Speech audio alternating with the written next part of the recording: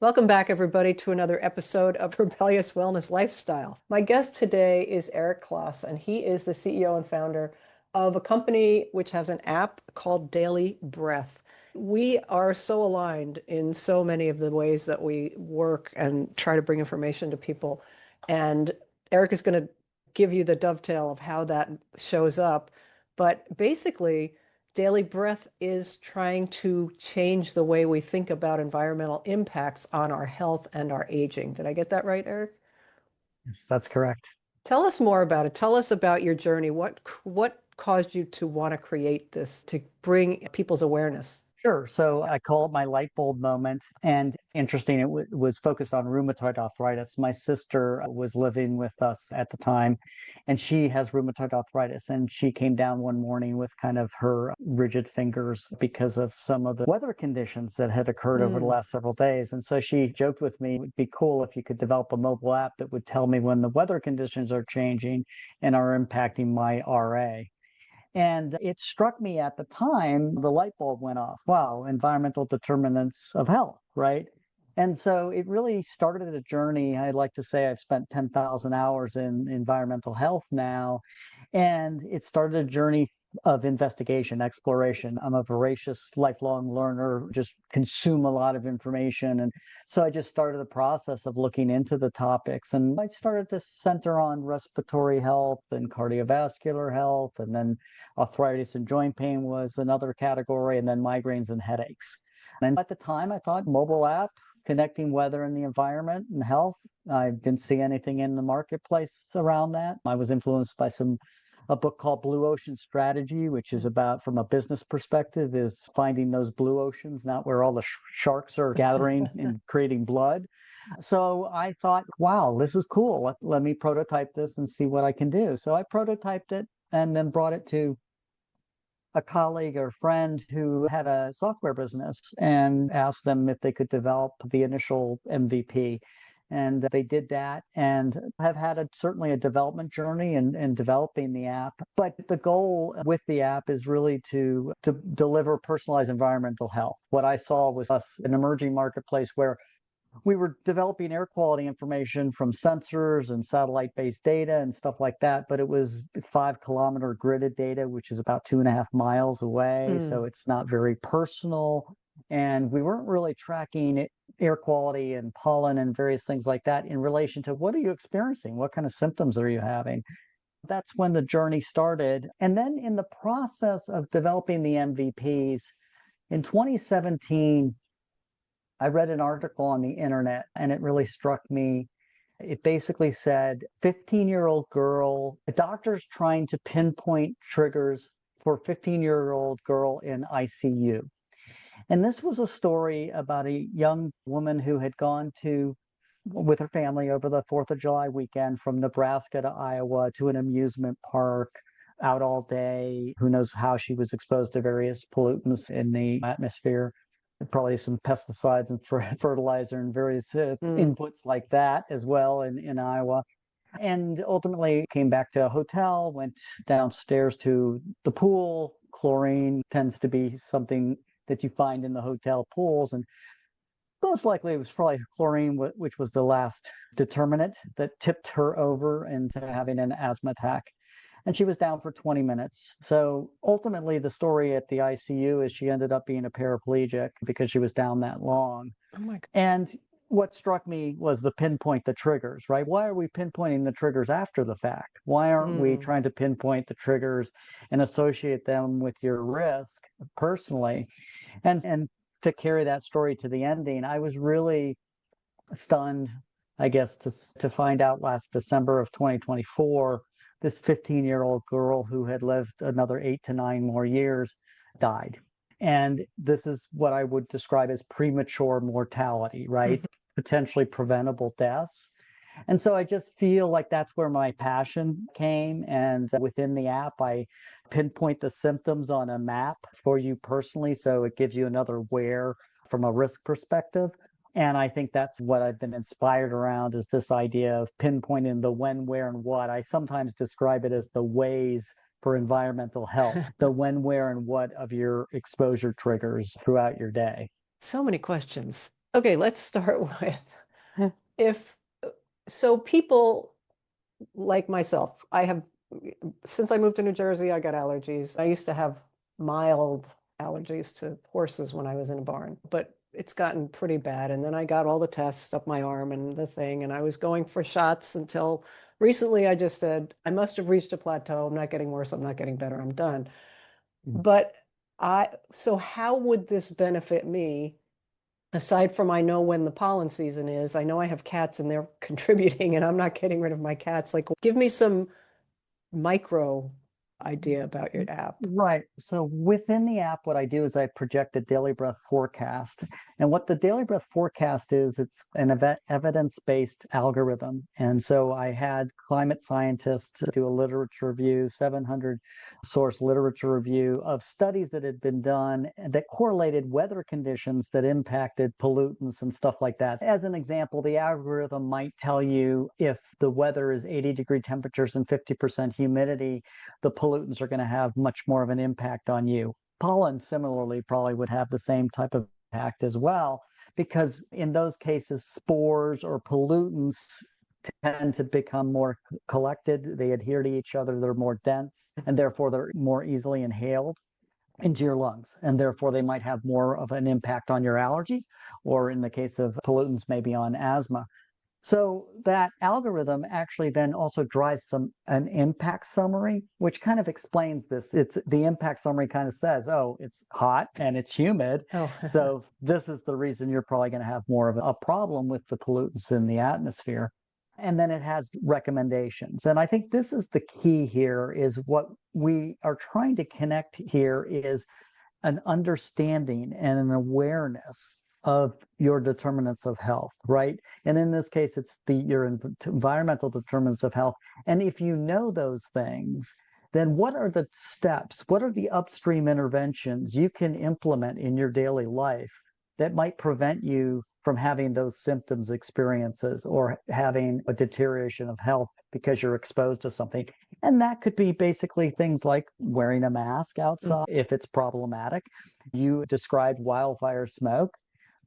In an incident where the wildfire smoke is significant, you might consider wearing a mask, okay? When you actually see that there's a particular problematic day, if you have an air purifier, you make sure it's on. If you don't have an air purifier, maybe it's time we start looking at air purifiers as something that is a health purchase, right? This is something that maybe insurance companies should start thinking about paying for because this cleans the air you breathe in your home, right? So these are the things that we're trying to connect and trying to make people understand we're not at the mercy of the weather and the environment. We can do things that will prevent negative health outcomes from occurring and take action. So aside from people that have asthma, you talk about the environment, and I'm going to speak for some people, not all. We don't think in terms of what's in the environment. Wildfire smoke, yes, you can see it, you can smell it. Sometimes it's that bad. But there are things that fly under the radar that are triggers or irritants, and some people will be affected more than others. And we talked about aging. As we age, are we more likely to be affected by those hidden, low-lying environmental pollutants?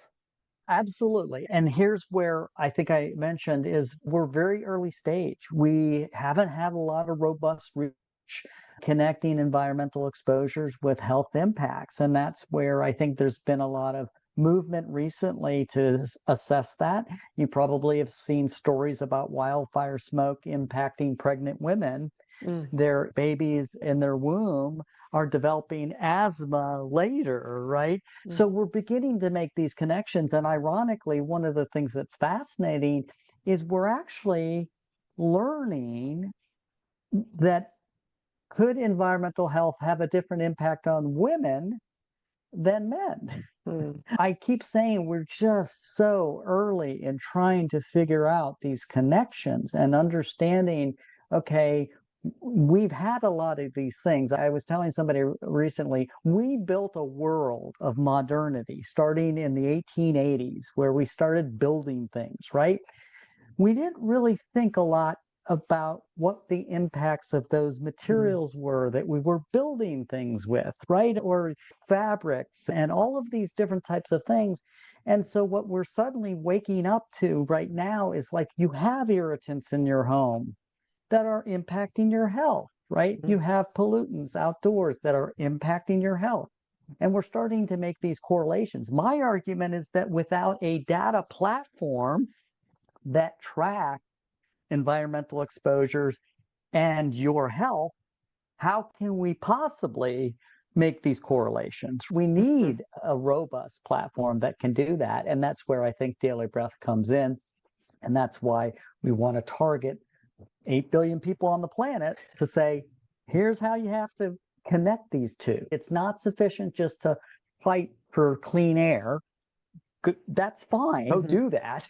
But in the here and now, you have to figure out how you're going to deal with the clean air or the lack of clean air yourself. I look at movies like Interstellar or Elysium, where you've got representations of an Earth that is getting polluted. In the case of Elysium, it's just lots of waste, which is not too hard to imagine. And in the case of Interstellar, it's such basically a Dust Bowl type scenario where you have lots of dust and it's becoming uninhabitable because these pollutants are going to be getting in our lungs and everybody's developing asthma or COPD or various things like that, or cardiovascular impacts. A lot of people don't understand that PM 2.5 has impacts on our cardiovascular health because these particulates can actually be brought into our bloodstream and affect our blood flow. And so these are the types of things that, and again, I'm not medical at all, but these are things that we're discovering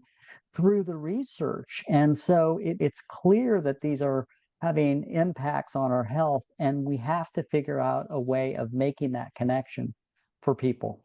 Especially with the cardio, not especially, but you brought up the cardiovascular relationship, and heart disease is still the #1 killer of men and women. And so anything we can do to prevent getting all the other things lined up so that then pollution or environmental triggers don't pile on, that would be a good thing. Exactly. Yeah. Yes, exactly.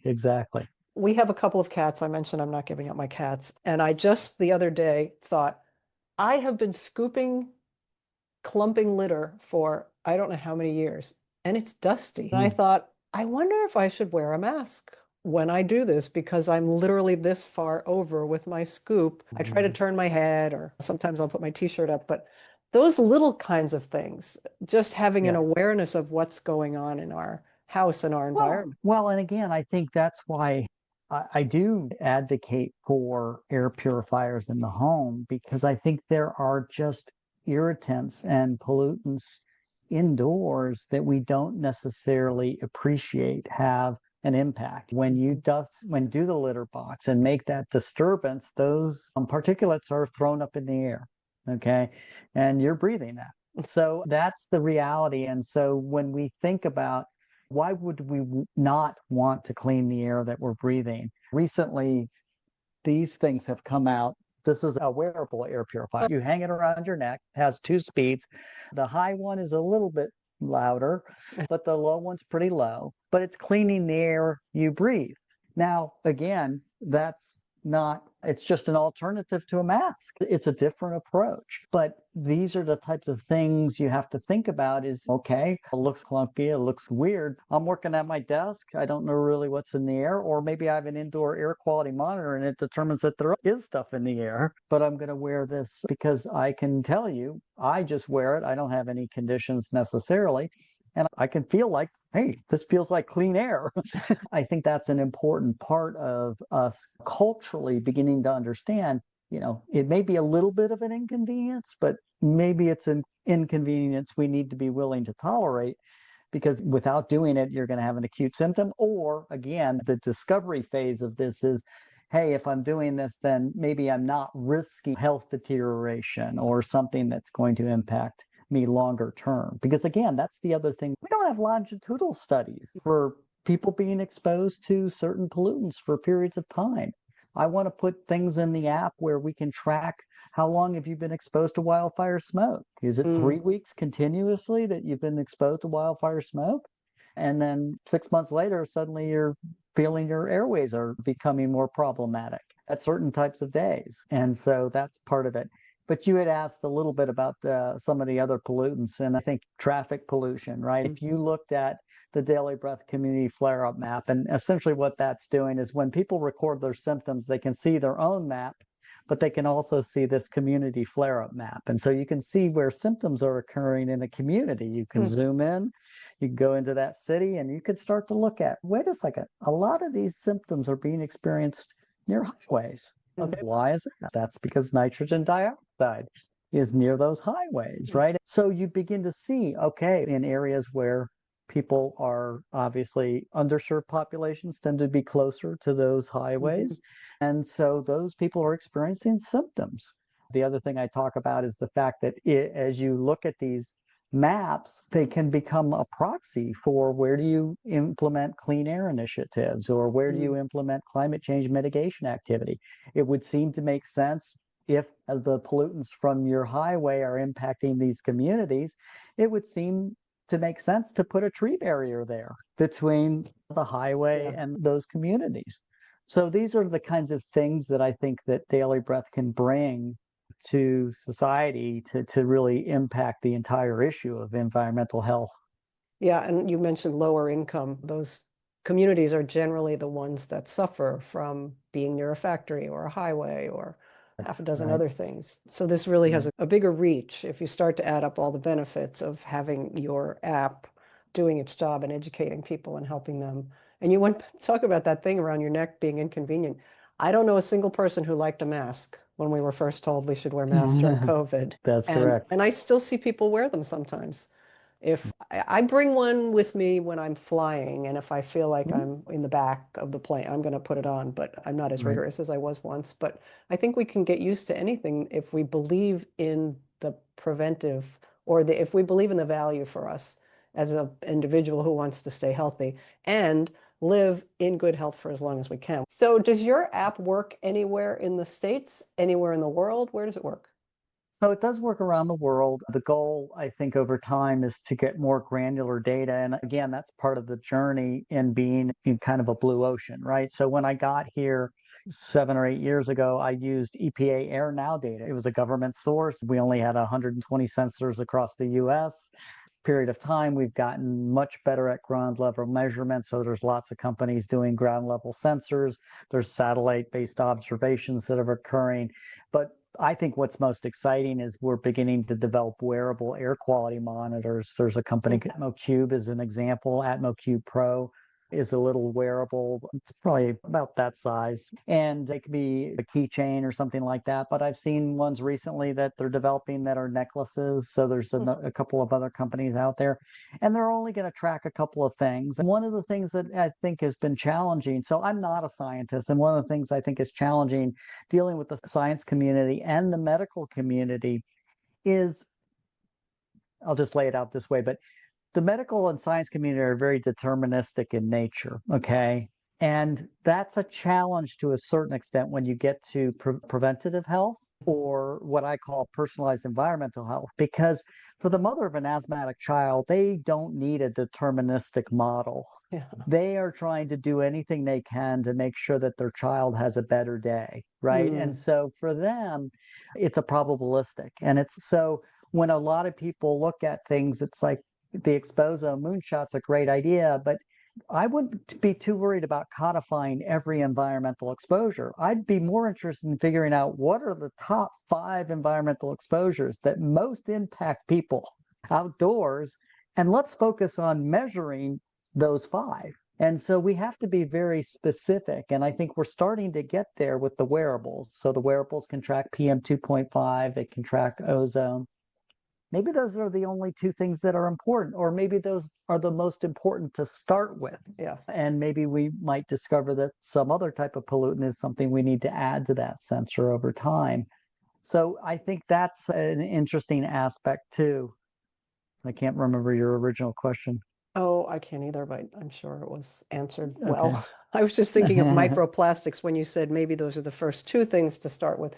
We didn't realize that microplastics were going to be a thing until somebody said, gosh, I just tested this fetus for something else, and I discovered that there is plastic in her body. Or so Yes. the Yes. awareness becomes hopefully a snowball within the science community to take a bigger look and a bigger look. Again, I think what's really exciting about society, I think, is what I describe as the exploration of a circular economy, right? It's Mm. like what we're suddenly realizing is, wait a second, if microplastics are a problem, then we have to figure out a way of reinventing how we package specific things, right?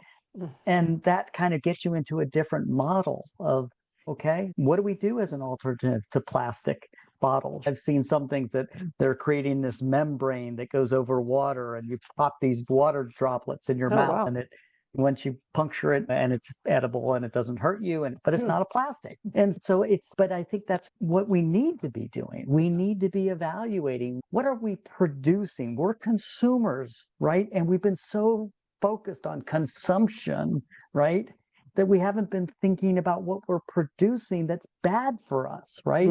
And so we have to change that analysis, right, and begin to understand, how are all these things, like we'll talk about it, what does living fully ultimately mean, right?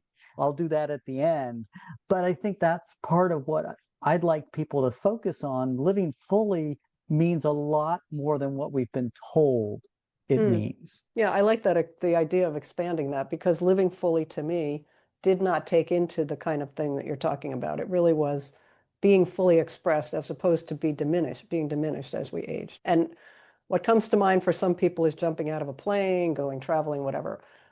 Just who am I being in the world? Am I okay with that? Or do I feel like I'm holding back? And you're taking it to Mm, another level, which I love, which is including the health aspect and the healthy aging yep. aspect. Right, exactly, exactly. No, I think living fully to me means understanding the determinants of health. It means not being reactive to those determinants of health, but being proactive. And what we see with the food we eat, the water we drink, the air we breathe, and the medicines and medications we take all impact our continuing health and wellness. And it's Mhm. time that we focus on each one of those.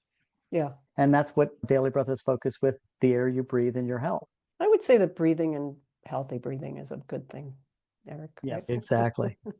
So your app is free, from what I can tell. It is free, and then we have a paid version. It's a $1 annually. Yeah, I looked at Again, that. I was like, I wonder if this is supposed to say 99 cents or is it supposed to say yeah, yeah, $99? no, no, it's 99 cents. I think, again, we're looking at some various business models. One is, again, having affiliate partners with some of these solutions, air purifiers, masks, the respirator that I just showed you, which is that wearable air purifier. So that's another thing. I certainly can go into building a premium version. That might be a route that I go.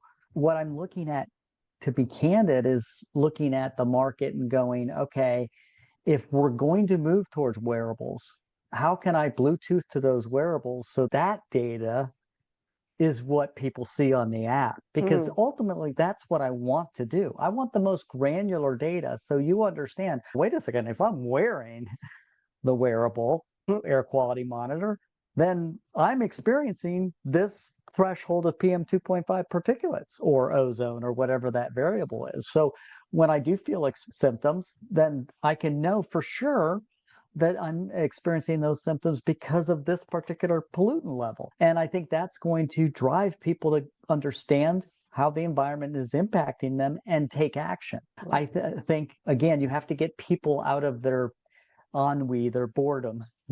Yeah. It's, and how do you motivate them? How do you inspire them to take action? You have to figure out a way to correlate it personally.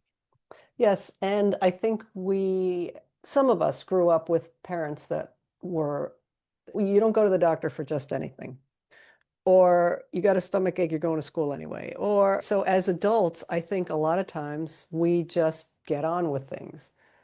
I have Mm. just noticed recently I have a lower threshold for the heat when it's humid out than I did even last year. I work outside a lot. Mm. I try to be in Mm. by 12. Today I was in by 11 because I was like, whoa, it is just Yep. oppressive. And it's not, it was 80. It wasn't that bad. Yep. Point Right. being, I think now that's something I have to pay attention to, and I have to make sure that I can Hmm. do what I need to do. But if it was something worse, then I like, oh gosh, I'm getting lightheaded and should I go to the doctor? I would err on not going to the doctor. But if my aura ring says you're being exposed to P25, whatever those are that you were mentioning, Right. probably take yet even more caution about going outside and perhaps wear a mask if I'm gardening. So I think Mm. these Right. wearables, some people make fun of them. They're like, oh, all these biohackers, this and that.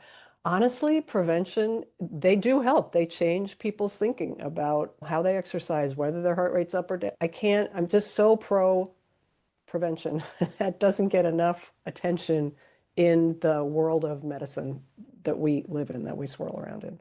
No, absolutely. And so I started my journey and I went to allergy and asthma conferences and stuff like that. And what you realized very quickly was, again, the medical community has been neglecting environmental determinants of health for years. Mm, Okay. We have a system that's driven by what I call sick care codes. yeah. And we're not oriented towards preventative health. We're not oriented towards the upstream interventions that prevent downstream bad health outcomes, right? Mm, And so that's one of the challenges we have in the system we're working on. And that's one of the challenges I have in trying to get something out to a mass consumer audience. I'm fighting 300 health apps in the app stores yeah. with one app that's focused on environmental determinants of health. There's a couple other things that I think are interesting, and just I'll bring up because of your topics and some of the things you've been focused on. But again, the one thing I will say is research that we're doing right now in the environmental health space. We're suddenly discovering that women may be experiencing environmental health exposures differently than men.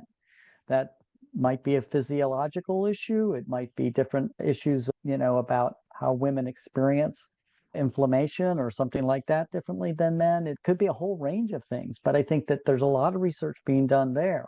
The other thing is going to big pharma. Okay. We have an entire industry of inhaler medications. Some of them are rescue or relief inhalers, which are urgent. They're required if somebody's going to recover breathing.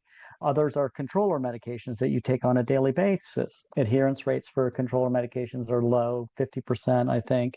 But there's no post-market surveillance done for many of these medications. So we don't know what their efficacy is in relation to the exposures they get exposed to all the time, right? Or some, in a world of precision medicine, could you configure medications to address particular pollutants that are more problematic to the individual? These are the kinds of things that I think we'll start seeing with pharma taking an interest in, oh, okay, wait a second, if things are going to get worse. And again, I'm not a doomsayer necessarily, but I tend to operate under the idea that pollution gets worse before it gets better. And if it gets worse and you presume that, then you presume the health impacts are going to get worse before they get better. And then the issue becomes, how do you implement preventative health and action to make sure that's not something that impacts you? Sure makes sense to me. So your website is dailybreath.com, and the app is available in the Google Store or the iOS App Store. And I can't recommend it highly enough. I live in a place that's beautiful. The air quality is generally good. There are lots of trees. But still, there are those days when my phone says, warning, the air quality. I have no idea what the air quality problem is to know whether it's Mm. going to affect me. So when we get done with this, will be downloading your app so that I can get more information and really understand. Anybody ever lost their breath or not been able to breathe or feel like you're choking? It's horrible and it's really scary. And some Mm. people will continue to accumulate these toxins to the point where you mentioned COPD earlier, asthma. We don't want that for anybody. No, and then again, like I said, very early stage in the process of understanding how do we so we're getting some early indications that wildfire smoke is something that may present itself as asthma further along. So are people developing asthma because pollutant exposures, right? That's one particular issue. Another particular issue is in the case of allergies, because pollen intensity is so much greater, allergenicity is higher, a whole range of things. People are beginning to wonder, is that developing allergic asthma in younger people faster, right? Mm. And stuff like that. Like I said, we're really early stage in kind of understanding some of the things of developments of these conditions. And then there's the issue of chronic condition management, which is part of where the whole understanding what's going on in your environment is part of that process. But yes, I think it's going to be interesting to discover over the next couple of years how this industry evolves. Yeah, because I feel like we individuals, as is true in so many instances of what's right and wrong with the world, we can't change our pollutants, right? They come from factories or manufacture, whatever. But we can be smart about what we're doing for our own health, and that becomes then the health of our families up and down, our parents and our young people. And so I think that this conversation is worth having because we can't change what we don't know about pollution. So we might as well do what's in front of us, which is pay attention to what information is available and use it. Yep, absolutely, absolutely. Eric, I think this has been a fabulous conversation, and I hope that your app does super, super well.